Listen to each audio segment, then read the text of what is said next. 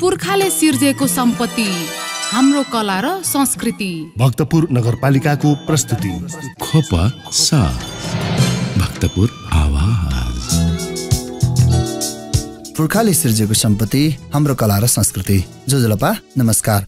भक्तपुर नगरपालिकाको रेडियो कार्यक्रम खोपसा भक्तपुर आवाजको पर्खाइमा बस्नुहुने तपाईँ श्रोतामा हार्दिक नमस्कार एवं स्वागत। म हुँ तपाईँको आफ्नै प्रस्तुता रविन्द्र प्रसाद कोशी। मलाई प्रविधिमा साथ दिइदिनुहुन्छ दाजु रविहाडा।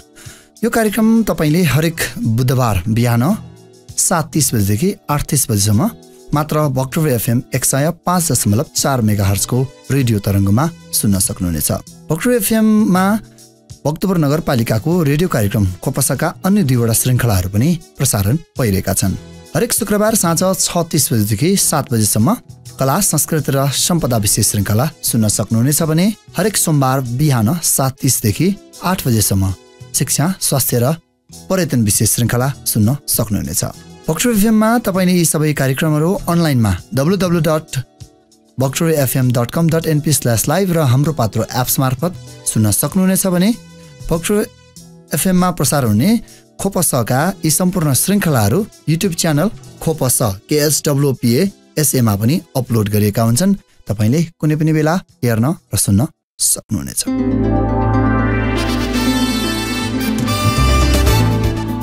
श्रोता, नेपालमा संघीयताको कार्यान्वयनपछि 2074 सालमा पहिलो स्थानीय निर्वाचन भएको थियो भने 2079 साल वैशाख 30 गते दोस्रो स्थानीय निर्वाचन सम्पन्न भएको थियो। स्थानीय तहको दोस्रो निर्वाचनबाट भक्तपुर नगरपालिकामा निर्वाचित जनप्रतिनिधिहरूले 2079 जेठ 6 गते शपथ ग्रहण गरी कार्यभार सम्हालेका थिए। सोही दिनको स्मरण गर्दै जनप्रतिनिधिहरूको भक्तपुर नगरपालिकामा 1 वर्ष विशेष कार्यक्रम गएको जेठ 6 गते शनिबार एक विशेष समारोहबीच सम्पन्न भएको थियो। आजको श्रृङ्खलामा भक्तपुर नगरपालिकामा जनप्रतिनिधिहरूको 1 वर्ष विशेष बनाउने तयारी गर्दैछौँ। नेपाल मजदुर किसान पार्टीका केन्द्रीय अध्यक्ष कमरेड नारायणमान विजक्षको प्रमुख आतिथ्यतामा सम्पन्न उक्त कार्यक्रममा विभिन्न अतिथिहरूको मन्तव्य अंश आजको कार्यक्रममा लिएर आएका छौँ। श्रोता, भक्तपुर नगरपालिकामा जनप्रतिनिधिहरूको 1 वर्ष कार्यक्रमका प्रमुख अतिथि नारायणमान विजुक्षले देश र जनताको इमान्दारीपूर्वक सेवा गर्नु नै राजनीतिको मुख्य उद्देश्य भएको बताउँदै भक्तपुर नगरपालिकाका जनप्रतिनिधिहरू र कर्मचारीहरू आफ्ना नागरिकहरूको हितमा 24 घण्टा एम्बुलेन्स र दमकल जस्तै खट्नुपर्ने धारणा राख्नुभयो र अगाडि भन्नुभयो। विदेशबाट पनि भोट दिनु पाउनुपर्छ भन्नेकोमा हामीले विरोध गर्दै आएका छौँ। अब बहुमतले विदेशमा बसेको नागरिकहरूले पनि अमेरिकनहरू अरूले जस्तै त्यहाँबाट भोट दिए पनि हुन्छ भन्नेपछि अब लाखौँ मान्छेहरू छन् विदेशमा, एकमतले तिनीहरू एउटै बाकसमा भोट गयो भने आश्चर्य नमान्नु होला। अब हाम्रो निर्वाचन त्यसरी आउनेछ। अब यो अमेरिका मोह र विदेश मोहको कारण चाहिँ यो युक्रेनमा यही भएको हो। युक्रेनको अहिलेको त्यो जेलेन्स्की, मैले पहिले पनि भनेको थिएँ, पछि थाहा होला, उसका सल्लाहकारहरू पनि अमेरिकन CIA-कै मान्छे हुनुपर्छ। उसका बडीगार्डहरू पनि अहिले थाहा हुन्न, पछि थाहा हुन्छ त्यो है। ऊ आफै पनि अमेरिकामा बसेर आएको, त्यहाँ उसको छोरोको पनि त्यहाँ सम्पत्ति छ, कल कारखानामा उसले पैसा लगानी गरेको छ, यस्तो यस्तो विषय छ। ऊ फिटिक्क चल्न सक्दैन। उसले चाहेर पनि अनि रुससँग त्यसलाई सम्झौता गर्नलाई धेरै गाह्रो हुन्छ। अब यो पनि एक प्रकारको हामी राजनीतिक कार्यकर्ताको निम्ति, नेपाली जनताको निम्ति एउटा गम्भीर शिक्षा पनि हो यो।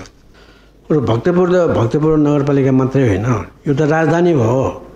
यहाँ त धेरै विशेष पाहुनाहरू आउने मित्र राष्ट्रहरूको, त्यसकारण यो सदा हुनुपर्छ। कुनै पनि बेलामा त्यो मात्रै एकजना विदेशमा काम गर्नेले भक्तपुरमा विभिन्न देशको नेताहरू किन आउँछ त्यो र मलाई थाहा छैन। अर्को एकजना साथीले यहाँ त अब पुरानो मठ मन्दिरहरू छ, पुरानो शैलीलाई हेर्न आएको होला, त्यो सम्भव छ। अरूले पनि त्यस्तै भन्छन्। त्यो सबै कुरो मलाई थाहा हुन्न। भन्नुको मतलब भक्तपुरमा त्यो सबै नयाँ कुराहरू एकचोटि त हामीले भनेको सिमेन्टेड घर छ, यतातिर पुरानै शैलीका घरहरू पनि छन्।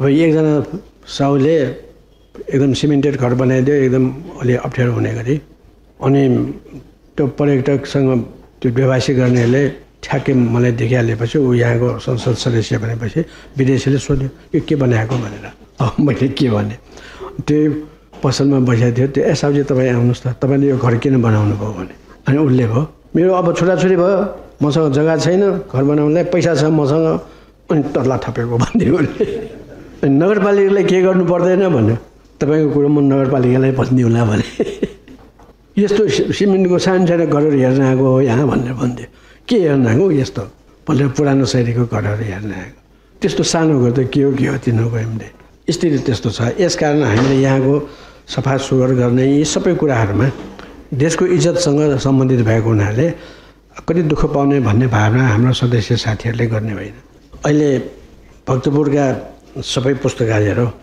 नगरपालिकाको जनज्योति मात्रै हेरेर हुँदैन भन्ने छ अरू पुस्तकालयहरूको पनि संरक्षण गरिदिनु पर्यो जसरी पसलमा गएर तपाईँहरू अनुगमन गर्नुहुन्छ त्यसरी नै पुस्तकालयहरूको पनि स्कुलहरूको पनि अनुगमन गरिदिनु होला भन्ने चाहिँ छ इच्छा जनताको है त्यसले गर्दा अब एउटा बेन्च दिएर एउटा दराज राखिदिएर अलिकति सफाइ गरिदिएर राम्रो सुन्दर गल्लीको पुस्तकालय हुन्छ भने त्यो पनि राम्रो छ आफ्नै प्रकाशनहरू पनि दियो भने त्यो पनि धेरै राम्रो छ सबै मान्छे त त्यहाँ टाढासम्म गइरहनु परेन यो कुरामा साथीहरूले विचार गर्नुहोला साथसाथै यसको निम्ति नगरपालिकाका विभिन्न विभागका कर्मचारीहरूको अलग अलग मिटिङ राखेर सम्बन्धित विषयमा तालिमहरू दिनुभयो भने कर्मचारीलाई पनि जानकारी हुने हामी जनतालाई पनि जानकारी हुने अनि देशले पनि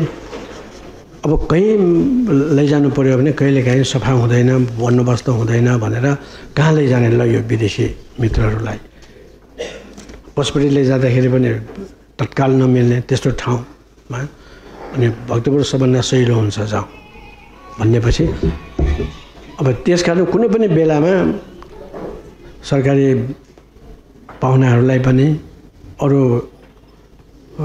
हाम्रै गन्तव्यमा आउनेहरूलाई अप्ठ्यारो नहुने गरी हामी हरेक नागरिकहरूले नगरपालिकाकै कर्मचारीको रूपमा काम गर्दाखेरि हाम्रो देशको इज्जत चाहिँ रहन्छ नत्र कुरा त धेरै सुनेको नगरपालिका त्यस्तो होइन भनेर भन्दैन भ्याइ छैन अघि एकजनाले भन्नुभयो नि अब त मान्छेले त भन्छन् नि सफा त छ दरबार स्क्वायरमा यहाँ यो कमल पोखरीमा त सबै यो पेटीमा गिटी बालुवा छ सामान छ यहाँ नगरपालिका छैन भन्छन् त्यसमा तपाईँहरू के गर्नुहुन्छ विचार गर्नुहोला पुर्खाले सिर्जेको सम्पत्ति हाम्रो कला र संस्कृति भक्तपुर नगरपालिकाको प्रस्तुति खोप सा भक्तपुर आवाज श्रोता कार्यक्रममा पुनः स्वागत छ तपाईँ सुन्दै हुनुहुन्छ भक्तपुर नगरपालिकाको रेडियो कार्यक्रम खोपस भक्तपुर आवाज साथमा छु म प्रस्तुता रविन्द्र प्रसाद कोशी तपाईँले यो कार्यक्रम हरेक बुधबार बिहान 7:30 बजेदेखि 8:30 बजेसम्म मात्र भक्तपुर FM 105.4 मेगाहर्जको रेडियो तरङ्गमा सुन्न सक्नुहुनेछ।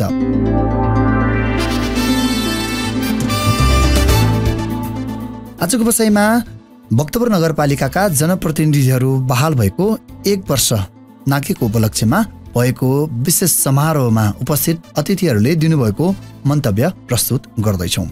योभन्दा अगाडि हामीले कार्यक्रमका प्रमुख अतिथि नारायणमान बिजुक्छेले दिनुभएको मन्तव्यको महत्त्वपूर्ण अंशहरू सुनिहाल्यौँ।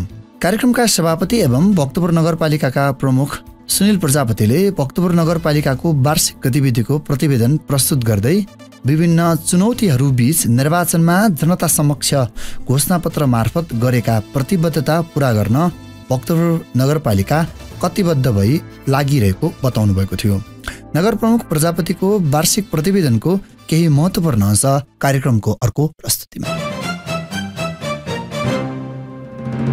संहिताको कार्यान्वयनपछि भएको स्थानीय तहको दोस्रो निर्वाचनबाट हामी निर्वाचित भएको आज 1 वर्ष पुरा भयो। हामीले 2079 साल जेठ 6 गते आजकै दिन शपथ ग्रहण गरेका थियौँ।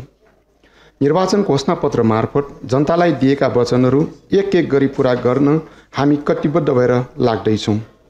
हामीलाई यो ठाउँमा पुर्याएर जनताको सेवा गर्ने अवसर दिनुहुने तमाम भक्तपुरवासी दाजुभाइ तथा दिदीबहिनीहरूप्रति हार्दिक आभार एवं धन्यवाद ज्ञापन गर्दछौँ र हाम्रा कमी कमजोरीहरूलाई औँल्याएर रचनात्मक आलोचना गरी सहयोग गर्नुभएका मित्रहरूलाई पनि धन्यवाद ज्ञापन गर्दछौँ। भक्तपुरलाई ज्ञान विज्ञानको केन्द्र, पर्यटकीय गन्तव्य स्थल र सांस्कृतिक नगर बनाउने उद्देश्यले हाम्रा अग्रजहरूले सुरु गर्नुभएको पाइलालाई हामी निरन्तर अगाडि बढाउँदैछौँ। नेपालमा संहिता कार्यान्वयनपछि संविधान र कानुनले दिएको अधिकार प्रयोग गरी आवश्यकता अनुसार ऐन, नियम, विनियम र कार्यविधि बनाई जनताको हितमा काम गर्दैछौँ। जनताको घरदैलो सरकारको रूपमा परिचित स्थानीय तहबाट हुन सक्ने अधिकतम सेवाहरू उपलब्ध गराउँदै आएका छौँ। शिक्षा, स्वास्थ्य, सम्पदा संरक्षण, सरसफाई, खानेपानी लगायत जनताका आधारभूत आवश्यकतालाई प्राथमिकता दिएर काम गर्दैछौँ। संहिता कार्यान्वयनको सिलसिलामा सङ्घ र प्रदेश तहबाट हुने गरेको स्वायत्ततामाथिको हस्तक्षेपको निरन्तर आलोचनात्मक दृष्टिकोण राख्दै स्वायत्तता र आत्मनिर्भरतालाई जोड दिँदैछौँ। नेपाल सरकार अर्थ मन्त्रालयले हालै पत्र पठाई चालु आर्थिक वर्षको अन्तिम चौमासिकमा स्थानीय तहको लागि पठाइने पुँजीगत खर्चमा विनियोजित बजेटको 50% मात्रै पठाउन सकिने जानकारी गरायो।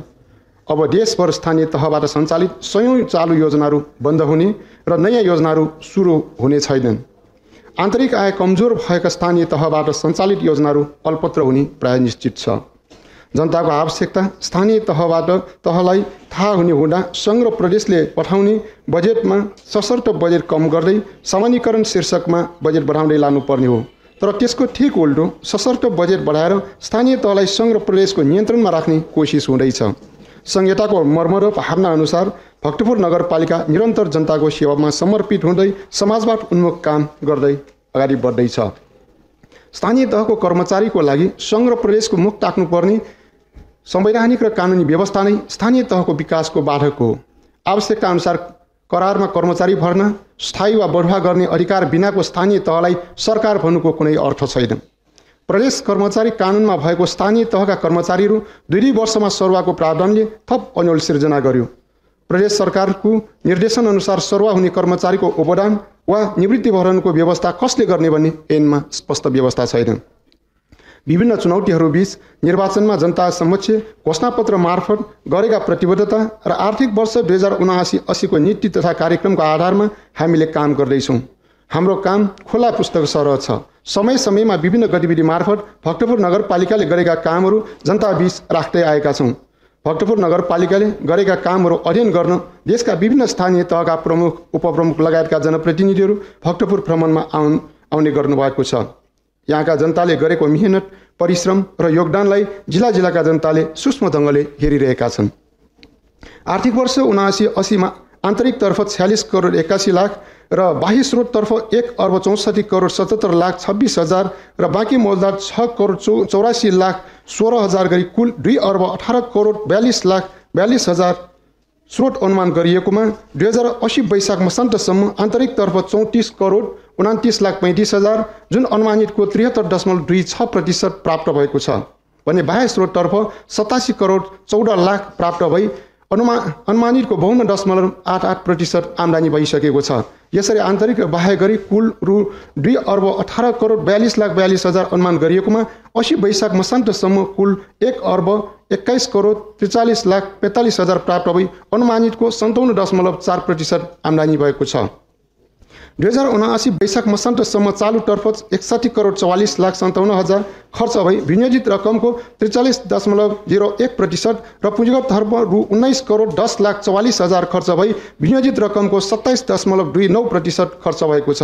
वित्तीय व्यवस्थातर्फ रु 1 करोड खर्च गरी विनियोजितको 17.85% गरी कुल 81,55,00,000 खर्च भएको छ जुन विनियोजित रकमको 37.33% हुन आउँछ। चालु आर्थिक वर्ष 79-80 को 10 महिनामा कुल आन्तरिक आय 34,29,00,000 सङ्कलन भयो। यो चालु आर्थिक वर्षको लक्ष्यको 73% हो। आर्थिक वर्ष 2078-79 को सोही अवधिमा रु 15,75,00,000 मात्र सङ्कलन भएको थियो। गत वर्षको सोही अवधिमा कुल आन्तरिक आयको आयमा रु 18,54,00,000 ले वृद्धि भएको छ। यो गत वर्षको तुलनामा 118% ले वृद्धि हो। कोरोना महामारीपछि क्रमशः पर्यटक आगमनमा वृद्धि हुँदैछ। पर्यटक शुल्कको यो अवधिमा रु 12,62,00,000 ले वृद्धि भयो भने अन्य आन्तरिक स्रोतमा समेत रु 5,92,00,000 ले वृद्धि भएको छ। बागमती प्रदेश सरकारबाट वित्तीय सामान्यीकरण अनुदान, सशर्त अनुदान, समपूरक अनुदान र विशेष अनुदान अन्तर्गत जम्मा 2 करोड 64 लाख रुपियाँ प्राप्त भयो। त्यस्तै बाह्य स्रोत अन्तर्गत राजस्व बाँडफाँड रु 1 करोड 79 लाख, राजस्व बाँडफाँड सङ्घको तर्फबाट 4 करोड 39 लाख, सवारी कर प्रदेशको तर्फबाट 2 करोड 1 लाख गरी जम्मा नेपाल सरकारको तर्फबाट 7 करोड अनुदान प्राप्त भयो। राजस्व सङ्कलनलाई प्रविधि मैत्री बनाउने क्रममा यस वर्षदेखि ई सेवा प्रणाली, नेपाल क्लियरिङ हाउस र हल्टी एफ गरी 3वटा कम्पनी छनौट गरी अनलाइन राजस्व सङ्कलनको व्यवस्था मिलाएका छौँ। पर्यटन भक्तपुर नगरपालिकाको आन्तरिक आयको प्रमुख स्रोत हो।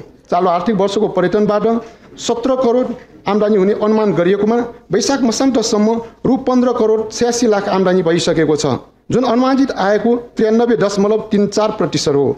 चालु आर्थिक वर्षको सोही अवधिमा गैर सार्कतर्फ 83,581 र सार्क र चिनियातर्फ 73,330 गरी जम्मा 1,56,911 जना पर्यटकले भक्तपुरको अवलोकन भ्रमण गरिसकेका छन्। गत आर्थिक वर्षको श्रावणदेखि वैशाखसम्म 10 महिनामा गैर सार्कतर्फ 17,551 जना र सार्क र चिनियातर्फ 18,524 जना गरी जम्मा 36,075 जना पर्यटकले मात्र भक्तपुरको अवलोकन भ्रमण गरेका थिए। गत वर्षको तुलनामा यो वर्ष 1,20,836 जना 334.96% वृद्धि भएको छ। यो वर्ष विदेशी मुद्राको विनिमय दरमा आएको परिवर्तनलाई सम्बोधन गर्न गैर सार्क पर्यटकहरूसँग सङ्कलन गर्दै आएको प्रवेश शुल्क $15 समायोजन गरी 2079 पुस 17 गतेदेखि प्रति गैर सार्क पर्यटकहरू 1800 प्रवेश शुल्क कायम गर्यौँ। पर्यटन प्रवर्धनको लागि योमारी प्रदर्शनी, घरेलु उत्पादन मेला 2079, सांस्कृतिक प्रतियोगिताहरू लगायतका गतिविधिहरू पनि यस अवधिमा सम्पन्न भए। 2056 सालमा खोपो उच्च मावि स्थापना गरी शिक्षा क्षेत्रमा पाइला चालेको भक्तपुर नगरपालिका अहिले खोपो कलेज अफ लसम्म आइपुग्दा उच्च शिक्षा प्रदान गर्ने 8वटा शैक्षिक संस्थाहरू सञ्चालन गर्न सफल भएको छ। नगरपालिकाबाट सञ्चालित ती कलेजहरूमा हाल 73 जिल्लाका 60,000 भन्दा बढी विद्यार्थीहरूले कम शुल्कमा गुणस्तरीय शिक्षा प्राप्त गर्दैछन्। हाम्रा कलेजहरूमा अध्ययनरत गरिब तथा जेनदार विद्यार्थीहरूका लागि वार्षिक 4 करोड रुपियाँ भन्दा बढी छात्रवृत्तिको व्यवस्था छ। स्थानीय सरकार सञ्चालन ऐन 2074 कार्यान्वयनपछि सबै विद्यालयहरूको जिम्मेवारी नगरपालिकामा आयो। नगरभित्र सामुदायिक र संस्थागत गरी 92वटा विद्यालयहरू सञ्चालनमा छन्। नगरपालिकाले शैक्षिक गुणस्तरमा प्रतिस्पर्धाको नीति अवलम्बन गर्दै कक्षा 5, 8 र 10मा नगरस्तरीय परीक्षा सञ्चालन गरेको छ। सामुदायिक विद्यालयका शिक्षकहरूलाई आवश्यक तालिम, विद्यालयहरूको आवश्यकताको आधारमा भौतिक सुधारको लागि आर्थिक सहयोग उपलब्ध गराउँदै आएको छ। खोपो कलेजमा अध्ययनरत राजनीति शास्त्र विषयका 36 जना र संस्कृति विषयका 8 जना गरी 44 जना र विभिन्न कलेजमा भूगोल, इतिहास, राजनीति शास्त्र, संस्कृति र नेपाल भाषा पढ्ने विद्यार्थीहरूले नगरपालिकाको छात्रवृत्तिमा स्नातकोत्तर र विद्यावारिधि गर्दैछन्। शहीदका सन्तानहरूलाई छात्रवृत्ति दिने नीति अनुसार शहीद महेश श्रेष्ठकी पुत्री रश्मि श्रेष्ठलाई उच्च शिक्षामा छात्रवृत्ति प्रदान गरिरहेको छ। नेपाली इतिहासमा 1, संस्कृति विषयमा 1 गरी 2 जनाले विद्यावारिधि, इतिहास, संस्कृति र पुरातत्व विषयमा 1 र राजनीति शास्त्रमा 1 गरी 2 जनाले एमफिल तथा नेपाल भाषामा 2 र संस्कृति विषयमा 1 गरी 3 जनाले नगरपालिकाको छात्रवृत्तिमा स्नातकोत्तर तहमा अध्ययन गरिरहेका छन्। साथै गत वर्षहरूमा स्वीकृत 314 जना र चालु आर्थिक वर्षमा 157 जना गरी 471 जनालाई शैक्षिक ऋण स्वीकृत गरी रु 5 लाखको दरले ऋण प्रदान गरी अध्ययनको अवसर प्रदान गरेका छौँ। यससँगै भक्तपुरभित्रका विद्यालयहरूमा अध्ययनरत आमा बुवा नभएका 53 जना विद्यार्थीहरूलाई शैक्षिक सामग्री पनि हामीले वितरण गरेका छौँ। भक्तपुर नगरपालिकाले जनताको स्वास्थ्यलाई प्राथमिकतामा राख्दै गुणस्तरीय स्वास्थ्य सेवा प्रदान गर्दैछ। नगरपालिकाद्वारा सञ्चालित खोपो अस्पताल, श्वास प्रश्वास पुनर्स्थापना केन्द्र, जनस्वास्थ्य सेवा केन्द्र, शहरी स्वास्थ्य केन्द्र र आधारभूत स्वास्थ्य उपचार केन्द्रहरूबाट बिरामीहरूलाई स्वास्थ्य सेवा प्रदान गर्दै आएका छौँ। मिति 2079 पुस 2 गते खोपो अस्पतालको नयाँ भवन उद्घाटन गरी सो भवनबाट स्त्री रोग, बाल रोग, छाला, नाक कान घाँटी, दन्त, आँखा, हात जोड्नी, छाती, मुटु रोग, नसा प्रसुति, मानसिक रोग लगायत विभिन्न विषयहरूको विशेषज्ञ सेवा उपलब्ध गराउँदै आएका छौँ। मिति 2079 माघ 7 गतेदेखि मेजर अपरेसन र 2080 वैशाख 17 गतेबाट प्रसुति सेवा सुरु भएको छ। वडामा सञ्चालन भइरहेको घर दैलो नर्सिङ सेवालाई अझ प्रभावकारी बनाउन सम्बन्धित वडामा नियमित आधारभूत स्वास्थ्य सेवा उपलब्ध हुने गरी वडा नर्सहरूलाई परिचालन गर्दैछौँ। वडा नर्सहरू मार्फत नगरभित्रका विद्यालयहरूमा स्वास्थ्य उपचार सम्बन्धित कक्षाहरू सञ्चालन भइरहेका छन्। मिति 2079-2-23 गते बागमती प्रदेश सरकार स्वास्थ्य मन्त्रालयबाट शेषशैय्याको अस्पताल सञ्चालन अनुमति प्राप्त गरी खोपो अस्पताल सञ्चालनमा ल्याएकोमा हाल 21 जना विशेषज्ञ चिकित्सक, 20 जना मेडिकल अफिसर, 47 जना स्टाफ नर्स लगायत 173 जना स्वास्थ्य कर्मी तथा कर्मचारीहरू कार्यरत छन्। कुनै पनि सार्वजनिक बिदा र शनिबार समेत गरी वर्षको 365 दिनै दैनिक 11 घण्टा ओपीडी सेवा खोपो अस्पतालको विशेषता हो। खोपो अस्पतालको अक्सिजन प्लान्टबाट नगरवासीहरूलाई निःशुल्क अक्सिजन उपलब्ध गराउँदै आएकोमा यो वर्षदेखि विभिन्न रोगको उपचार र अपरेसनको लागि नगरवासीहरूलाई आवश्यक रगत निःशुल्क प्रदान गर्दैछौँ। चालु आर्थिक वर्षको 10 महिनामा 9855 वटा सिलिन्डर अक्सिजन वितरण गऱ्यौँ। हालसम्म 398 जना नगरवासीले निःशुल्क रगत प्राप्त गर्नुभयो भने सोको लागि भक्तपुर नगरपालिकाले 6,36,600 रकम भुक्तानी गर्यो। त्यस्तै कडा रोग लागेको 219 जनालाई प्रति व्यक्ति रु 15,000 का दरले 32,85,000 उपलब्ध गरायो। चालु आर्थिक वर्षको 10 महिनाको अवधिमा 1,79,150 जना बिरामीले खोपो अस्पतालबाट सेवा प्राप्त गरिसकेको छ। नगरपालिकाको व्यवस्थापनमा सञ्चालित खोपो तिलगङ्गा आँखा अस्पतालले चालु आर्थिक वर्षको 10 महिनामा 22,309 जना आँखाका बिरामीहरूको उपचार गरेको छ भने सोही अवधिमा 660 वटा आँखाको अपरेसन भइसकेको छ। सो अवधिमा नगर आयुर्वेदिक स्वास्थ्य उपचार केन्द्रबाट 2,182 जनाले स्वास्थ्य उपचार सेवा प्राप्त गरे। सबै वडाहरूमा नगरवासी महिलाहरूको पाथेघर तथा स्तन परीक्षण गरी क्यान्सर रोग विरुद्ध जनचेतना शिविर सञ्चालन गरेका थियौँ। सम्पदा संरक्षणतर्फ यो कार्यकालमा पहिलो वर्षभित्र 5 वटा मन्दिर, 5 वटा बाडी, 2 वटा ड्योचे, 1 वटा पोखरी र अन्य 2 वटा गरी जम्मा 15 वटा सम्पदाहरू पुनर्निर्माण र जीर्णोद्धार सम्पन्न भए। त्यस्तै 22 वटा सम्पदाहरूको जीर्णोद्धार र पुनर्निर्माण कार्य चालु अवस्थामा छन्। यसको लागि चालु आर्थिक वर्षको 10 महिनाभित्र रु 7,40,73,000 खर्च भयो। तीमध्ये नीतिनाथ मन्दिर, भगवानदेव मन्दिर, भोलाछे पोखरी, डुबेङ्गे फल्चा, वन्ती पादी, गुहेश्वरी पादी, देगमना पादी, भाजे पोखरीको जलेश्वर मन्दिर, बेताल ड्योछे, वाकुपेटी चाङ्गुनारायण मन्दिर आदि निर्माण सम्पन्न भएका मुख्य सम्पदाहरू हुन्। जनप्रतिनिधि बहाल भएको 1 वर्षभित्रमा ठाउँ-ठाउँमा सडक ग्राभेल, कालो पत्रे र ढुङ्गा छपाईका कामहरू सम्पन्न भए। 2,360 मिटर खानेपानी पाइप बिछाउने, 1 वटा कभर हल, 1 वटा बाल उद्यान, 1 वटा फोहोर मैला प्रशोधन केन्द्रको पूर्वाधार निर्माण कार्यहरू पनि सम्पन्न भएको छ। निर्माण सम्पन्न र चालु विकास निर्माणका आयोजनाहरू समेतको गरी चालु आर्थिक वर्षको 10 महिनामा 19,10,00,000 खर्च भएको छ। पुर्खाले सिर्जेको सम्पत्ति हाम्रो कला र संस्कृति नारालाई सार्थक बनाउँदै भक्तपुर नगरपालिकाले यहाँको ऐतिहासिक, पुरातात्विक र सांस्कृतिक मूर्त र अमूर्त सम्पदाहरू संरक्षण गर्दै आएको छ। नगरमा रहेका मठ मन्दिर, पातिपोवा, बहाबई, सत्तल पादी, ड्योछे, ढुङ्गेरा र पोखरी, देवालय, शिवालय लगायतका मूर्त सम्पदाहरूका साथसाथै नाचगान, बाजागाजा, दाफा भजन लगायत विभिन्न अमूर्त सम्पदाहरूको पनि संरक्षण, सम्वर्धन र प्रवर्धन गर्नेमा हाम्रो ध्यान केन्द्रित छ। त्यस्तै नगरको ऐतिहासिक स्वरूपलाई कायम राख्न परम्परागत शैलीमा नगरपालिकाको निजी आवासीय भवन निर्माण मापदण्ड पालना गरी निर्माण गर्ने निजी घर धनीहरूलाई अनुदान प्रदान गर्दै प्रोत्साहित पनि गर्दैछौँ। सांस्कृतिक अमूर्त सम्पदा संरक्षणार्थ 2079 चैत्र 17 गते प्रगतिशील भजन प्रतियोगिता सञ्चालन गरी सहभागी सम्पूर्ण भजन टोलीहरूलाई वाद्यवादन सामग्री र विजेता भजन टोलीलाई नगद पुरस्कार वितरण गरी प्रोत्साहित गरियो। यो वर्ष पनि गाजात्रा महोत्सवको अवसरमा प्रदर्शन गरिएका विभिन्न सांस्कृतिक विधाहरूको मूल्याङ्कन गरी पुरस्कृत गरियो। सरसफाई नगरपालिकाको अर्को महत्त्वपूर्ण कार्य हो। नगरलाई निरन्तर सफा राख्न 140 जना जनशक्ति परिचालन गरी फोहोर कुहिने र नकुहिने छुट्याएर सङ्कलन गर्दैछौँ। भक्तपुरमा दैनिक 30 टन फोहोर उत्पादन हुने गरेको रेकर्ड छ। कुहिने फोहोरबाट CNBM प्रविधिबाट कम्पोस्ट मल उत्पादन गरी सहुलियत दरमा कृषकहरूलाई वितरण गर्दै आएको र नकुहिने फोहोर पुनः प्रयोग गर्न मिल्ने प्लास्टिक, धातु लगायत विभिन्न सामग्री छुट्याई बाँकी भएका फोहोरलाई सुरक्षित तवरले अन्तिम विसर्जन गर्दै आएका छौँ। फोहोर मैला व्यवस्थापनको लागि यस आर्थिक वर्षमा अनुमानित वार्षिक 14 करोड विनियोजित मध्ये 10 महिनामा 9 करोडभन्दा बढी खर्च भइसकेको छ। नगरको दीर्घकालीन रूपमा सफाई कार्य हाम्रो अर्को चुनौती बन्दैछ। भक्तपुर नगरभित्र खानेपानीको स्रोत धेरै कम छ। नगरकोट र बोडेबाट मात्र खानेपानी वितरण हुँदै आएकोमा 2079 जेठ 12 गतेबाट मेलन्चीको पानी भक्तपुर नगर क्षेत्रमा वितरण सुरु भयो।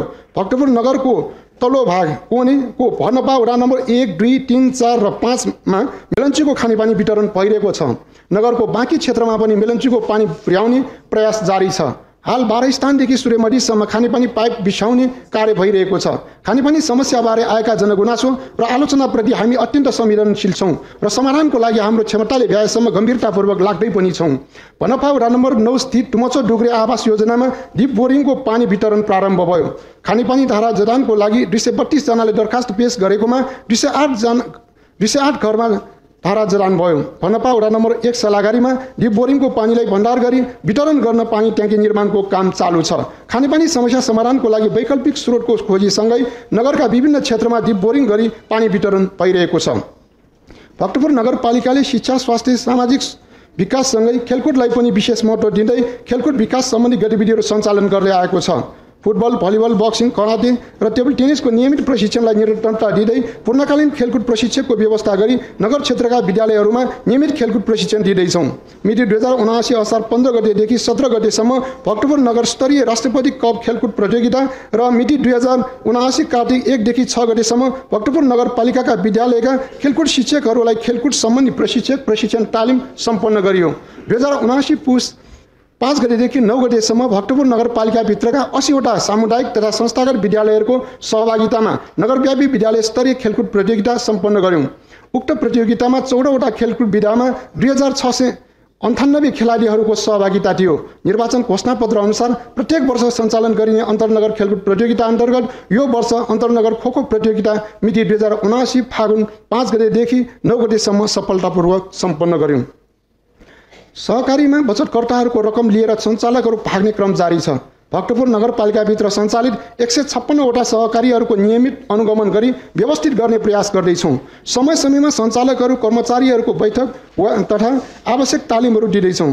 केही सहकारीमा आएको समस्यालाई ध्यानमा राखी अन्य सहकारी सञ्चालक तथा बचतकर्ताहरूलाई सचेत गराउँदै अनियमित गरी भाग्ने सहकारी सञ्चालकहरूको नाउँमा रहेका घर जग्गा रोका गरी जनताको रकम सुरक्षित गर्ने प्रयास गर्दैछौँ।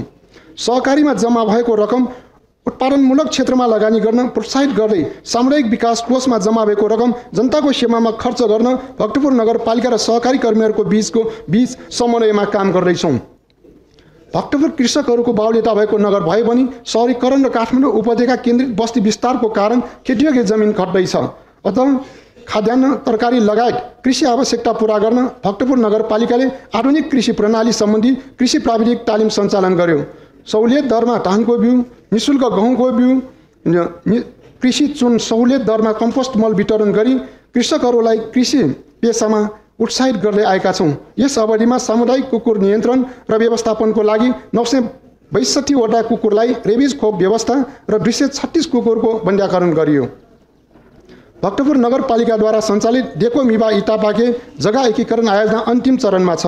डेको मिबा इटापाके क्षेत्रको सम्पूर्ण जग्गाहरूको नापी नक्सा स्वीकृत भई साबिक 15 क, ख, ग, ङ, च र ज, 10 क र 5 क को स्थायी पूर्जा वितरण भइरहेको छ।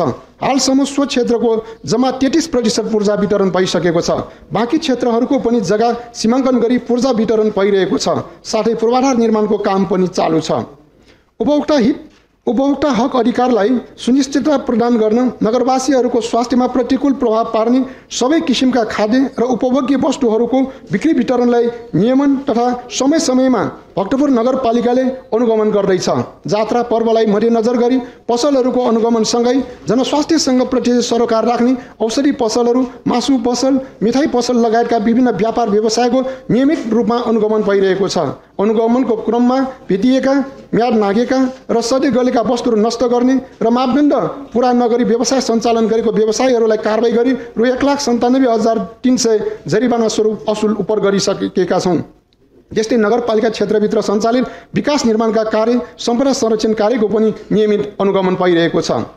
आर्थिक वर्ष 79-80 को 10 महिनामा कुल 255 वटा नयाँ नक्सा दर्ता भएकोमा सो अवधिमा 363 वटा नक्सा पास भयो। तीमध्ये 191 जनाले निर्माण सम्पन्न प्रमाणपत्र समेत प्राप्त गरिसकेका छन्। आर्थिक वर्ष 79-80 को 10 महिनामा अनियमित निर्माण लगायतका विषयमा 348 वटा मुद्दा फर्चर भयो। सो अवधिमा नगरपालिकामा कुल 179 वटा मुद्दा दर्ता भएको थियो। युवा, महिला र बेरोजगारलाई लक्षित गरी भक्तपुर नगरपालिकाबाट विभिन्न तालिमहरू सञ्चालन गर्दै आएकोमा हाल आधारभूत र उन्नत सिलाइ, बुटिक, पाक शिक्षा, हेयर कटिङ लगायत तालिम सञ्चालनमा छन् भने जापानी भाषा, चिनिया भाषा, दकर्मी, सिकर्मी लगायतको तालिमको लागि आवश्यक तयारी भइरहेको छ। युवाहरूलाई स्वरोजगार बनाउन नगरपालिकाले रु 5 लाखसम्म युवा उद्यमशीलता ऋणको व्यवस्था गरेको छ।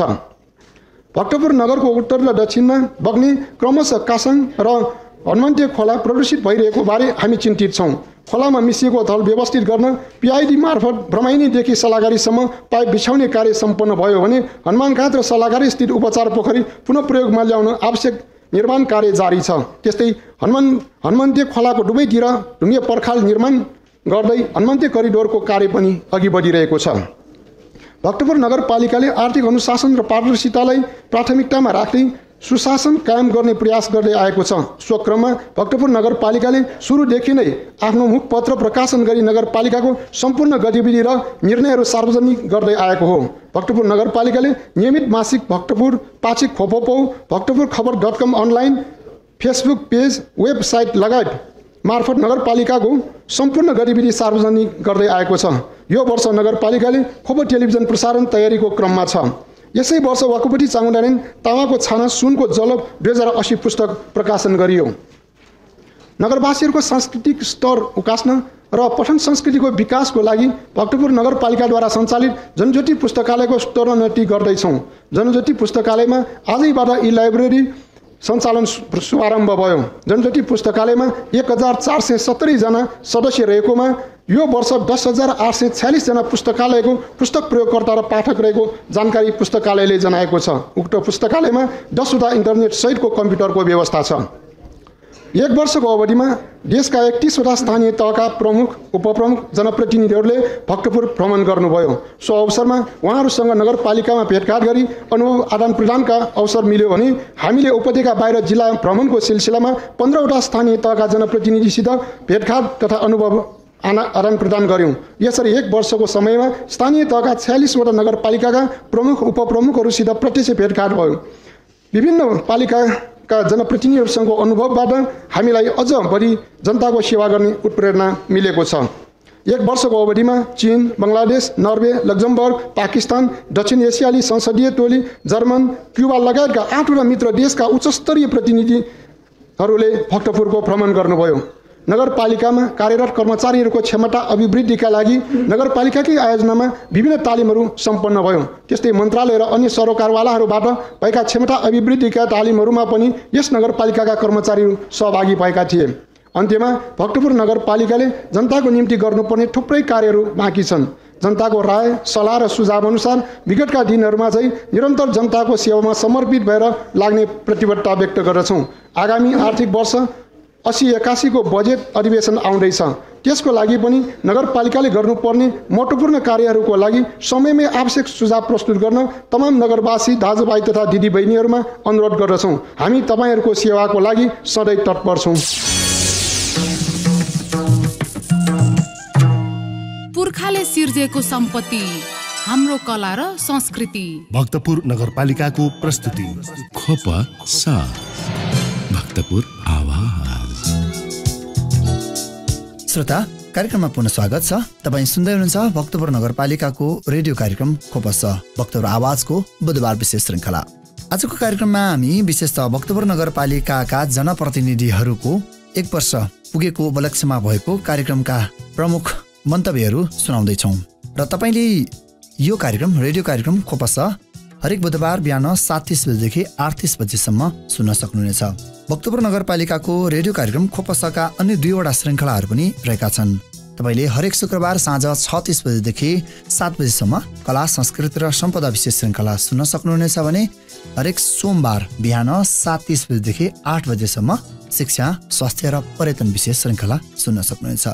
भक्तपुर नगरपालिकाको रेडियो कार्यक्रम खोपसका यी सम्पूर्ण श्रृङ्खलाहरू युट्युब च्यानल खोपस KSWPA खोपसमा पनि अपलोड गरिएका हुन्छन्। तपाईँले कुनै पनि बेला सुन्न र हेर्न सक्नुहुनेछ।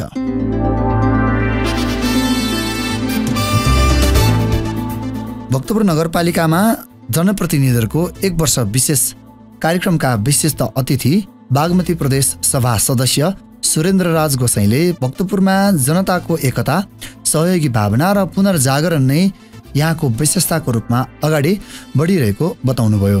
कार्यक्रममा आफ्ना भनाई नियात्रा शैलीमा उहाँले यसरी भन्नुभयो। भारतीय भिक्षु डाक्टर धर्मरक्षितले आजभन्दा 75 वर्ष अगाडि काठमाडौँ उपत्यका र अन्य सहर बजार भ्रमण गर्ने क्रममा भक्तपुर पनि आए। भारतमा बौद्ध जागरणका एक अग्रणी त्रिपिटकाचार्य भिक्षु डाक्टर धर्मरक्षित बौद्ध दर्शन, पुरातत्व, संस्कृति, इतिहासका एक जानकार थिए।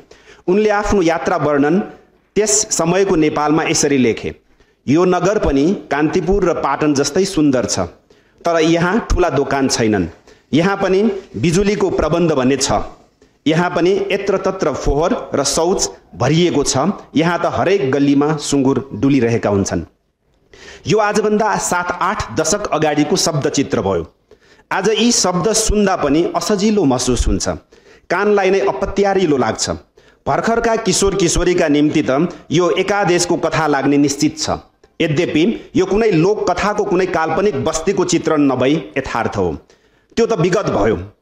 जो जतिसुकै बलशाली भए पनि न उसले विगत बदल्न सक्छ न त किन्न नै। बदल्न मिल्ने र हाम्रो हातमा हुने भनेको वर्तमान हो र भविष्य हो। आजको समयमा कुनै विदेशी पाहुना या यात्रीले भक्तपुर भ्रमण गरे र नियात्रा पुस्तक प्रकाशित गरे भने कसरी लेख्ला त? त्यो कोणबाट एकचोटि निहालौँ। सम्भवतः पुस्तकमा यसरी उल्लेख गरिनेछ। भक्तपुर सहरमा एक प्रकारको पुनर्जागरण चल्दैछ। विश्व मानव समाजको सम्पत्ति, ऐतिहासिक धरोहरहरू जनता स्वयं मिलेर पुनर्निर्माण गर्दैछन्। यहाँ श्रमदान तथा सहयोगको लहर नै चल्दैछ। सांस्कृतिक सम्पदाको संरक्षणमा अभूतपूर्व चेत फैलिँदैछ। त्यस कार्यमा राजनीतिक नेतृत्व पंक्ति, इतिहासविद, संस्कृतिविद, जनप्रतिनिधि, समाजसेवी तथा सर्वसाधारण जनताको एक मनको एकता पाइन्छ। नेपालकै अन्य सहरमा मात्र होइन, मनमा निस्वार्थ भाव, मनको स्वच्छता, एक मनको एकता र कर्ममा एकता विश्वमै दुर्लभ हुँदै गइरहेको परिप्रेक्ष्यमा यो सहर अपवाद बन्दैछ। यसलाई जनस्तरबाट चलाइएको सांस्कृतिक आन्दोलन भन्न सकिन्छ। अन्यत्र सांस्कृतिक विद्रोहको नारा घन्किरहँदा यहाँ अचम्म खालको सांस्कृतिक अभियान तथा आन्दोलन चल्दैछ। यसकै निम्ति पनि भक्तपुरको भ्रमण अनिवार्य छ। यो चलिरहँदा नै कसैले भक्तपुरको भ्रमण गरे उसले संसारको सुन्दरतम वस्तुको दर्शन पाए झैं अनुभव गर्नेछ। कम्युनिस्टहरू ध्वंसमा लाग्छन् भनेर हिजो जसरी फतुर लगाइन्थ्यो या बदनाम गर्ने चेष्टा गरिन्थ्यो, त्यो स्वरै आना झुट रहेछ भन्ने जीवन्त प्रमाण यहाँ भेटिनेछ। राजनीतिक संगठन र कार्यकर्ता कसरी जनतासँग एकाकार भएर काम गर्छन् भनेर बुझ्न यो सहरको भ्रमण अनिवार्य छ। पुरानो युगबाट नयाँ युगको सेवा कसरी सम्भव छ, व्यावहारिक उदाहरण यहाँ प्रस्तुत छ। सन् 2015 को ठूलो भूकम्पको भग्न अवस्थाबाट यो सहर छोटो समयमा नै माथि उठ्यो। फल्चाहरू, ससानादेखि ठूला देवल, मठ मन्दिर, चैत्यहरू पूर्ववत रूपमा फर्किसकेका छन्। स्मारक क्षेत्र, सम्पदा क्षेत्र र मठ मन्दिर वरपर र माथि माथि राखिएका साइनबोर्ड, कुरूप खालका छाना, अनियमित खालका वस्तु हटाइएको खण्डमा सुनमा सुगन्ध हुने थियो। दृश्य प्रदूषणबाट मुक्त हुन सकेको दिन यो सहर बेजोड बन्नेछ। भूकम्प, झाडाबान्ता, हैजा, कोभिड जस्ता प्राकृतिक विपत्तिसँग जुझ्दै आजको अवस्थामा पुगेको यो भक्तपुर दिन प्रतिदिन बलियो बन्दैछ। राजनीतिक दमनले त झन् भक्तपुर बलियो अझ बन्दैछ। गल्ली गल्लीका बाटाहरूमा समेत ढुङ्गा बिछ्याएर चिटिक्क पारिएका छन्। बाटो मर्मत सम्भार कार्यले निरन्तरता पाउँदैछ। बाटोमा छोडिएका कुखुराका चल्ला, हाँस नगरवासी स्वयंले नै नियन्त्रण गरे या त्यो खालको चेतना विकासमा अगुवाई भए सौन्दर्य जताततै अनुभव गर्न मिल्ने थियो।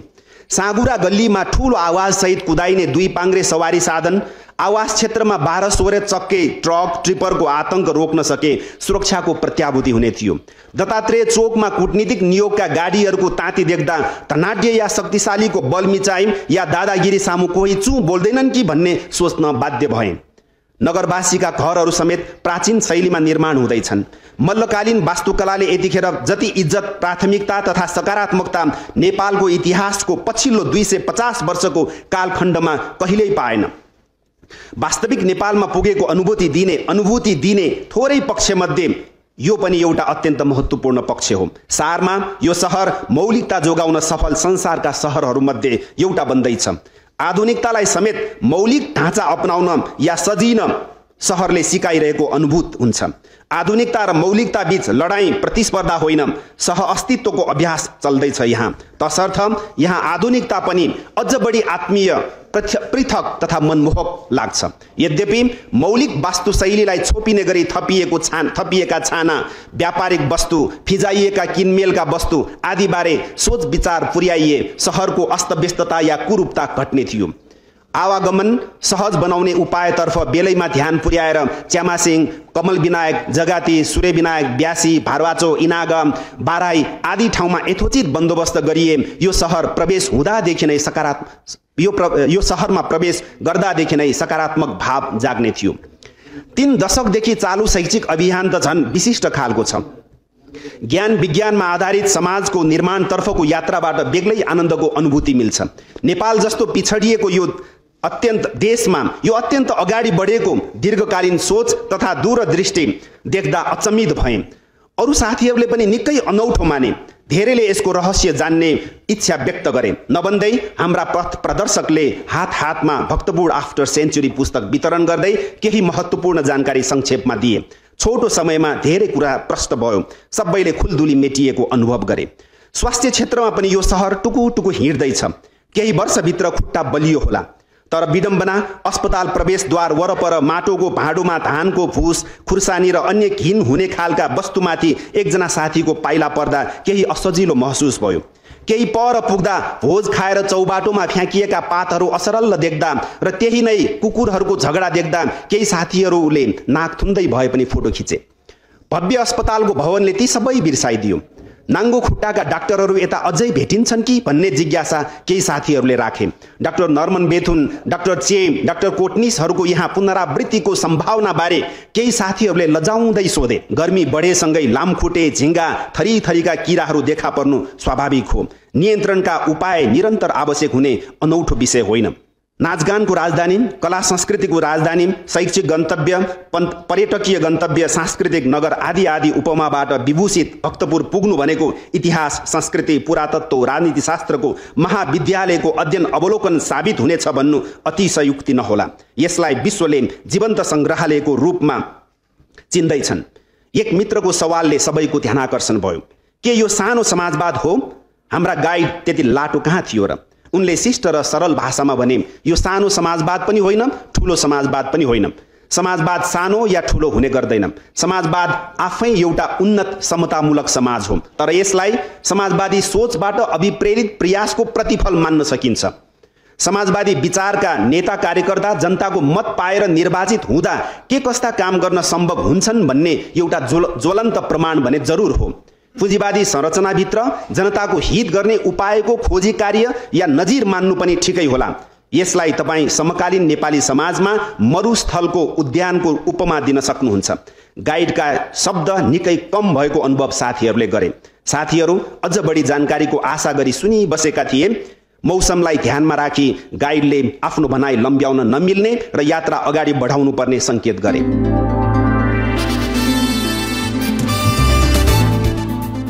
कार्यक्रमका अतिथि भक्तपुर नगरपालिकाका उपप्रमुख रजनी जोशीले भक्तपुर नगरपालिकाले समाजवाद उन्मुख गतिविधिलाई जोड दिँदै भक्तपुरलाई ज्ञान विज्ञानको केन्द्र बनाउने उद्देश्य अनुसार शिक्षा, स्वास्थ्य, पर्यटन, सम्पदा संरक्षण, सरसफाई लगायतका क्षेत्रलाई प्राथमिकता दिएर काम अगाडि बढाइरहेको बताउँदै अगाडि भन्नुभयो। समाज परिवर्तनको लागि महत्त्वपूर्ण योगदान दिनुहुने अग्रजहरूप्रति उच्च सम्मान व्यक्त गर्न चाहन्छु।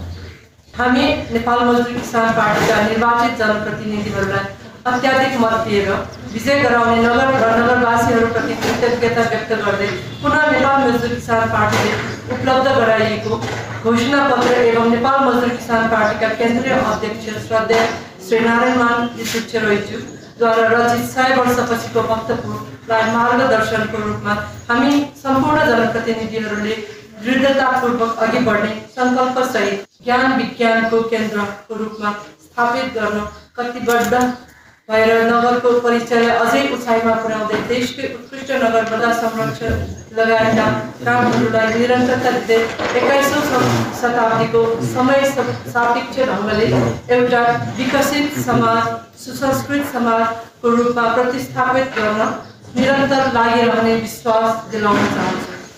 यसको निम्ति हामी जनप्रतिनिधिहरू यहाँका कर्मचारीहरूको साथ लिएर जनताको सहयोगमा सङ्घीयताको विधि अनुरूप भक्तपुर नगरपालिकाले स्वायत्तताका साथ समाजवादी सिद्धान्त अनुरूप व्यवस्था गर्नको लागि अघि बढ्नेछौँ।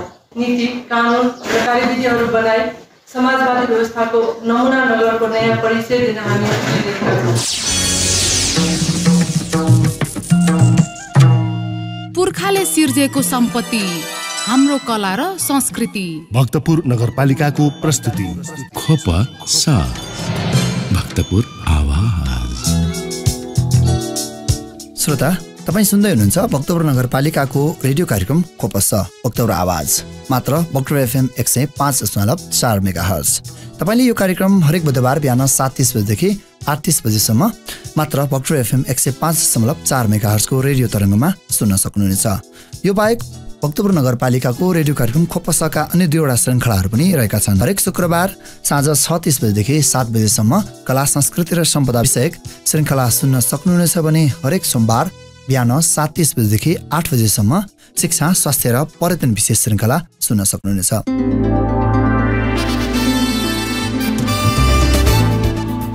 2079 वैशाख 30 गते सम्पन्न स्थानीय निर्वाचनबाट भक्तपुर नगरपालिकामा निर्वाचित जनप्रतिनिधिहरूले जेठ 6 गते शपथ ग्रहण गरेको 1 वर्ष पुगेको अवसरमा गएको जेठ 6 गते शनिबार सम्पन्न भक्तपुर नगरपालिकाका जनप्रतिनिधिहरूको 1 वर्ष कार्यक्रमबारे विविध कुराकानी गर्दैछौँ र कार्यक्रममा उपस्थित प्रमुख अतिथिहरूको मन्तव्य सुनिरहेछौँ। हामीले अहिलेसम्म प्रमुख अतिथि नेपाल मजदुर किसान पार्टीका केन्द्रीय अध्यक्ष नारायण बिजुक्छे, भक्तपुर नगरपालिकाका प्रमुख सुनिल प्रजापति र बागमती प्रदेश सांसद सुरेन्द्रराज गोसाई र भक्तपुर नगरपालिकाका उपप्रमुख रजनी जोशीजीको मन्तव्यको महत्त्वपूर्ण अंशहरू सुनिहाल्यौँ। र कार्यक्रममा भक्तपुर जिल्लाका प्रमुख जिल्ला अधिकारी खगेन्द्र प्रसाद रिजालले दोस्रो कार्यकालको पहिलो वर्ष सफलतापूर्वक सम्पन्न गरेकोमा बधाई दिँदै बाँकी कार्यकाल अझ उदाहरणीय रहने विश्वास पनि व्यक्त गर्नुभएको थियो। कानुन अध्ययन समाज नेपालका अध्यक्ष रामप्रसाद प्रजापतिले भक्तपुर नगरपालिका स्थानीय सरकारको नमुना स्थानीय तहको रूपमा रहेको चर्चा गर्दै भक्तपुरको आजको विकासमा नेपाल मजदुर किसान पार्टीको अतुलनीय योगदान स्मरणीय रहेको पनि उल्लेख गर्नुभयो। कानुन विषय आफैमा महत्त्वपूर्ण विषय भएको बताउँदै उहाँले भक्तपुर नगरपालिकाबाट सञ्चालित खोप कलेज अफ लमा 27वटा जिल्लाका 60 जना विद्यार्थी कानुन विषय अध्ययनरत रहनु गौरवको विषय भएको बताउनु भएको थियो। त्यसै कार्यक्रममा खोप इन्जिनियरिङ कलेजका प्राचार्य सुजन माकले कलेज स्थापना कालदेखि हालसम्म भक्तपुर नगरपालिकाका 1855 जना विद्यार्थीले विविध विषयमा इन्जिनियरिङ अध्ययन गर्ने अवसरमा प्राप्त गरेको बताउनु भएको थियो र भक्तपुरलाई ज्ञान विज्ञानको केन्द्र बनाउने उद्देश्यले स्थापित खोप इन्जिनियरिङ कलेजमा 77 जिल्लाका विद्यार्थीहरू अध्ययनरत रहेको बताउँदै उहाँले खोप इन्जिनियरिङ कलेज नेपालकै उत्कृष्ट कलेजको रूपमा अगाडि बढिरहेको बताउनु भयो। खोप अस्पतालका निमित्त मेडिकल डाइरेक्टर मजिद प्रताप मल्लले विगत 9 महिनामा खोप अस्पतालले 1,79,000 बिरामीहरूलाई स्वास्थ्य सेवा प्रदान गरेको तथ्याङ्क प्रस्तुत गर्दै अस्पतालले प्रसुति सेवाको पनि विस्तार गरिसकेको अवगत गराउनुभयो। उक्त कार्यक्रममा भक्तपुर नगरपालिकाका निमित्त प्रमुख प्रशासकीय अधिकृत रामगोविन्द श्रेष्ठ र भक्तपुर नगरपालिका वडा नम्बर 9 का वडाध्यक्ष रविन्द्र जाखोले पनि बोल्नुभएको थियो। स्मरण रहोस्, भक्तपुर नगरपालिकामा जनप्रतिनिधि बहाल भएको 1 वर्षको अवसर पारेर सोही दिन जेठ 6 गते भक्तपुर नगरपालिकाद्वारा सञ्चालित जनज्योति पुस्तकालयमा ई लाइब्रेरीको पनि शुभारम्भ गरेको थियो। श्रोता, खोपसको हामी अन्तिम प्रस्तुतिमा आइसक्यौँ। भक्तपुर नगरपालिकाको रेडियो कार्यक्रम खोपस भक्तपुर आवाजको बुधबार विशेष श्रृङ्खलामा साताभरिका गतिविधि लिएर आउँदैछन् सहकर्मी सरिता दुवाल। भक्तपुर नगरपालिकाका प्रमुख सुनिल प्रजापतिले भक्तपुरमा सरुवा भई आउनुभएका प्रमुख प्रशासकीय अधिकृत विजय कुमार शर्मालाई 2080 ज्येष्ठ 8 गते सोमबार एक कार्यक्रम बीच खादा र भात गाउने टोपीले स्वागत गर्नुभयो। प्रमुख प्रशासकीय अधिकृत शर्माको स्वागतमा आयोजित परिचयात्मक कार्यक्रममा नगर प्रमुख प्रजापतिले सांस्कृतिक र ऐतिहासिक महत्त्व बोकेको भक्तपुर भ्रष्टाचार विरोधी आन्दोलनको थलो पनि भएको बताउँदै भक्तपुर नगरपालिकाले स्थानीय तहबाट हुन सक्ने अधिकतम सेवाहरू जनतालाई उपलब्ध गराउँदै आइरहेको बताउनुभयो। भक्तपुर नगरपालिकाले अघिल्लो कार्यकालमा 48 वटा ऐन नियम बनाएको र यो वर्ष 8 वटा नयाँ कानून निर्माण गरी जनताको हितलाई केन्द्रमा राखी काम गर्दै आएको बताउनुभयो। कार्यक्रममा प्रमुख प्रशासकीय अधिकृत शर्माले भक्तपुरलाई कार्यथलो बनाउने अवसर प्राप्त भएकोमा गौरव अनुभूति भएको बताउँदै भक्तपुरको शानलाई अझ उच्च बनाउन प्रयत्न रहने बताउनुभयो। भक्तपुर नगरपालिकाका प्रमुख सुनिल प्रजापतिले भक्तपुर नगरपालिका 9 सकोलान स्थित ऐतिहासिक पाली फल्चाको ज्येष्ठ 8 गते एक समारोहबीच शिलान्यास गर्नुभयो। कुल 39,51,779 रुपैयाँको लागतमा पुनर्निर्माण हुन लागेको उक्त फल्चा पुरानो नगर क्षेत्रको एकमात्र पाली फल्चा रहेको बताइएको छ। कार्यक्रममा प्रमुख प्रजापतिले सम्पदा जनताको गहना र संसारकै जनताको साझा सम्पत्ति भएको बताउनुभयो। उहाँले सम्पदाको महत्त्व थाहा नहुँदा मूर्तिलाई ढुङ्गा थानेर खेल्ने र रमाइलो गर्ने गरिएको तर सम्पदाको महत्त्व बुझेपछि संरक्षणमा लाग्न थालेको धेरैको अनुभव रहेको बताउनुभयो।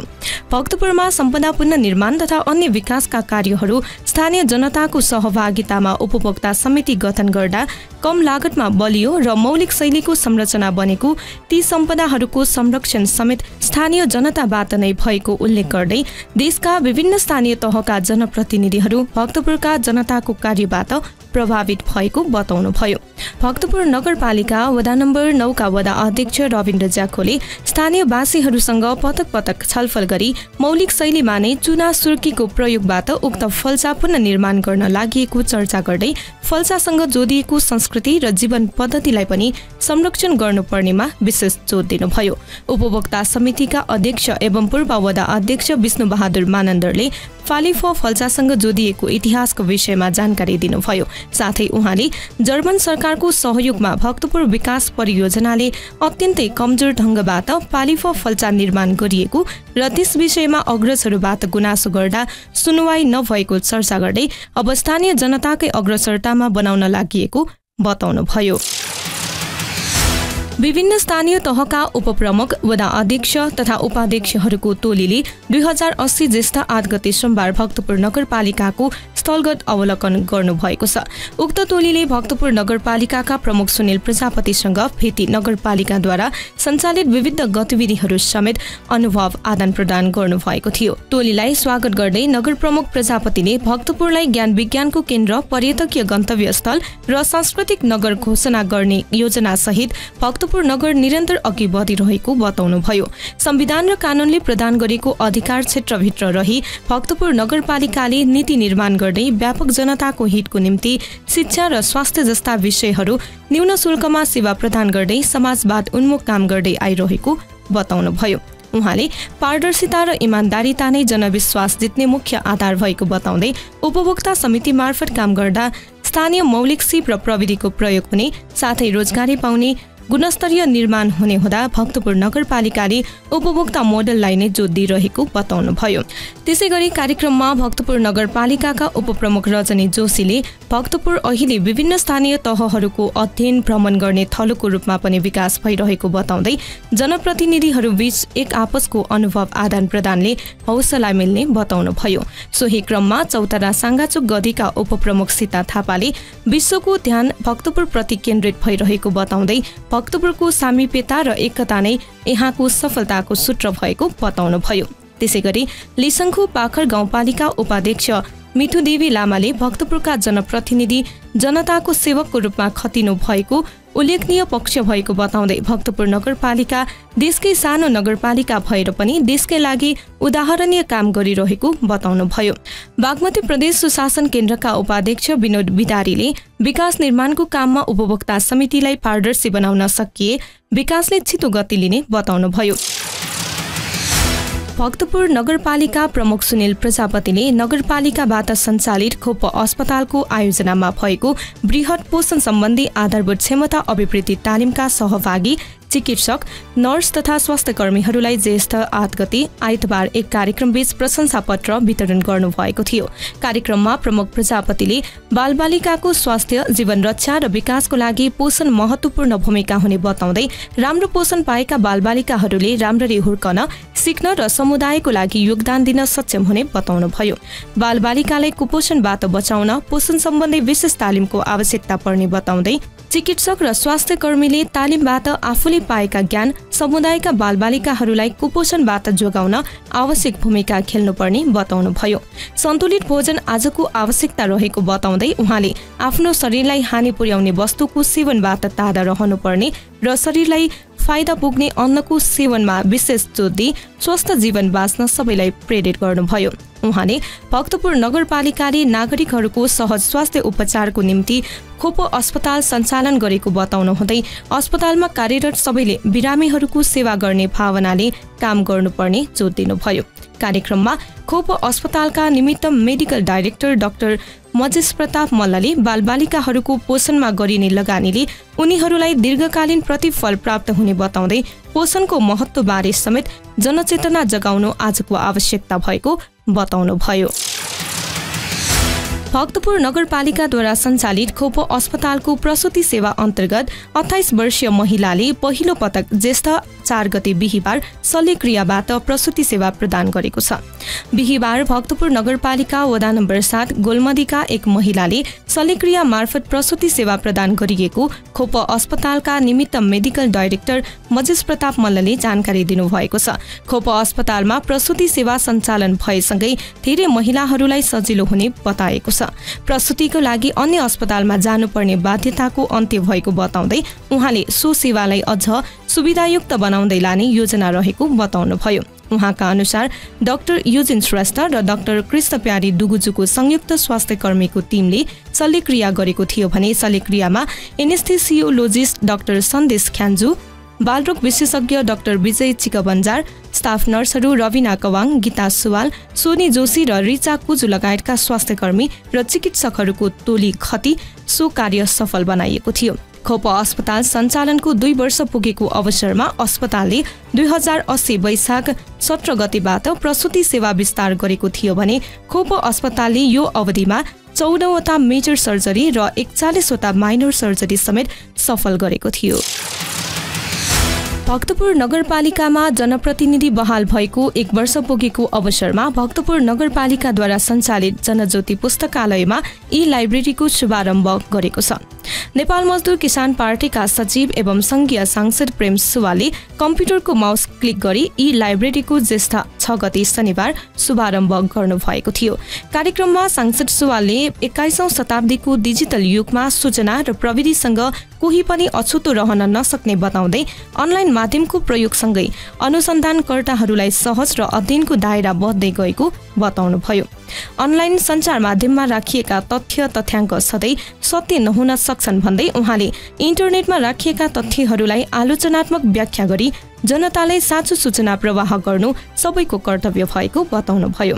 भक्तपुर नगरपालिकाका प्रमुख सुनिल प्रजापतिले नयाँ पुस्तालाई पठन संस्कृतिको विकास गर्ने उद्देश्यले जनज्योति पुस्तकालयको स्तर उन्नतिलाई ध्यानमा राख्दै यी लाइब्रेरीको सुरुवात गरिएको बताउनुभयो। उहाँले जिल्लामा धेरै पुस्तकालय बन्द हुने अवस्थामा भक्तपुर नगरपालिकाले जनज्योति पुस्तकालयलाई अझ सुविधा सम्पन्न र व्यवस्थित बनाउने काम गरेसँगै पाठकहरू उत्साहित भएको बताउनुभयो। यी लाइब्रेरी स्थापनासँगै खोज तथा अनुसन्धान गर्नेहरूको निम्ति यसबाट निकै सहज हुने बताउँदै उहाँले भक्तपुर नगरपालिकाको सन्तुलित विकास गर्ने उद्देश्य अनुसार नगरपालिकाले काम गर्दै आएको बताउनुभयो। संघीयता कार्यान्वयनको 6 वर्ष बितिसक्दा पनि नेपालमा संघीयताको भावना र मर्म अनुसार काम हुन नसकेको बताउँदै उहाँले भक्तपुर नगरपालिकाले संघीयताको राम्रो अभ्यास गरिरहेको बताउनुभयो। त्यसैगरी बागमती प्रदेशसभा सदस्य सृजना सैजुले पुस्तक अध्ययनले सभ्य र सुसंस्कृत समाज निर्माणमा महत्त्वपूर्ण भूमिका खेल्ने बताउँदै यी लाइब्रेरीको शुभारम्भसँगै अध्ययन अनुसन्धान तथा उच्च शिक्षा अध्ययन गर्ने नेपाली र अन्तर्राष्ट्रिय विद्यार्थी समेत लाभान्वित हुने बताउनुभयो। ज्ञानमाथि प्रतिबन्ध लगाउने सिलसिला अझै पनि नेपालमा कायमै रहेको बताउँदै उहाँले खोपो विश्वविद्यालयको स्वीकृति दिन ढिलाइ गरिनु आफैमा सरकारको संकुचित र पूर्वाग्रही सोच भएको बताउनुभयो। भक्तपुर नगरपालिकाका उपप्रमुख रजनी जोशीले 21औं शताब्दीमा सूचना र प्रविधिमा अगाडि बढ्नु अपरिहार्य भएको बताउँदै भक्तपुरलाई ज्ञान विज्ञानको केन्द्र बनाउन यस किसिमको गतिविधिले टेवा पुर्याउने बताउनुभयो। उहाँले ई लाइब्रेरी शुभारम्भसँगै विज्ञान सम्मत समाज निर्माण गर्न महत्त्वपूर्ण भूमिका खेल्ने बताउनुभयो। कार्यक्रममा जनज्योति पुस्तकालयका शाखा प्रमुख भूपाल मूलले पुस्तकालयको इतिहास र महत्त्वमाथि प्रश्न पार्दै समयको माग अनुसार जनज्योति पुस्तकालयले ई लाइब्रेरीलाई अगाडि बढाएको बताउनुभयो। तपाईले आजको कार्यक्रम कस्तो लाग्यो? प्रतिक्रिया अवश्य पठाउनुहोला। खोपस भक्तपुर नगरपालिकाको ठेगानामा पत्रचार गर्न सक्नुहुनेछ भने फेसबुक पेज भक्तपुर म्युनिसिपालिटी र युट्युब च्यानल खोपस मार्फत पनि कमेन्ट्स गरेर आफ्नो प्रतिक्रिया दिन सक्नुहुनेछ। कार्यक्रम तयार गर्न आवश्यक सल्लाह दिनुहुने रविन्द्र ज्याको र दिपेन्द्र प्रजापतिप्रति हार्दिक आभार व्यक्त गर्दछु। साथै प्रविधिमा साथ दिनुहुने रवि हाडालाई साधुवाद र सहकर्मीहरू श्रीराम काशीस्वार सरिता डुवाललाई धन्यवाद व्यक्त गर्दै आगामी श्रृङ्खलामा पुनः भेट्ने बाचाका साथ म तपाईँको आफ्नै प्रस्तुता रविन्द्र प्रसाद कुशी लगायत खोपस परिवारलाई पनि बिदा दिनुहोस्। हस्त नमस्कार। तपाईँको समय शुभ रहोस्।